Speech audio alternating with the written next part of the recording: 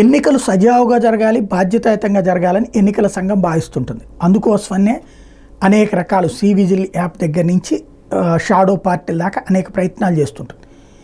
కానీ పోలీస్కి ఒకటే దారి ఉంటుంది, మెయిన్ దారిలో నుంచే వెళ్ళాలి. దొంగకి 100 దారులు ఉంటాయి తప్పించుకోవడానికి. ప్రస్తుతం ఆంధ్రప్రదేశ్ రాజకీయాలు ఆ దొంగ దారిలోనే నడుస్తున్నాయి.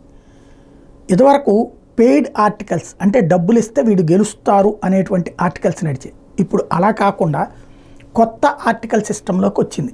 అదేంటయ్యా అంటే రాజకీయాన్ని మార్చేసేటటువంటి క్రమం, ఎదుటి పార్టీ మీద ద్వేషాన్ని నిరూపోసేటటువంటి వ్యవహారం. అంటే తము ఎవరికి అనుకూలంగా ఉన్నారో ఆ పార్టీ గొప్పది, ఆ పార్టీ మంచిది, ఆ పార్టీ ఇంత చేసింది రాష్ట్రానికి, ఆ పార్టీ అంత చేసింది అని చెప్తే ఓట్లేయట్లేదు.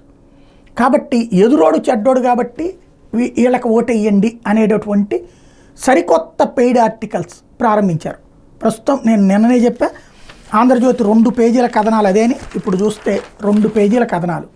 ఇందులో ఎక్కడ చంద్రబాబు గొప్పోడు, రాష్ట్రాన్ని అంత అద్భుతంగా చేశాడన్నది లేదు. జగన్ మంచోడు కాదు, రాజకీయ రంగమార్తాండా అబ్బచా అనిపించే స్థాయిలో జగన్ నాటకాలు ఆడతాడు. ఇవే నా ఇళ్ళు అంటే ఎక్కడో ఇళ్ళు కట్టిన వాటిట్టు చూపించారు, కట్టని ఇట్లాంటివి పెట్టుకుంటూ ఓవరాల్గా మొత్తం 2 పేజీలు కూడా కంప్లీట్గా జగన్ని గద్దెదించేసేయాలి అన్నటువంటి కోణంలోనే రాసుకొచ్చారు. 2019లో అయితే వీళ్ళ ప్రణాళిక సక్సెస్ అయింది. నరేంద్ర మోడీని దెబ్బ కొట్టగలిగారు, ఒక్క సీటు కూడా రానియకుండా.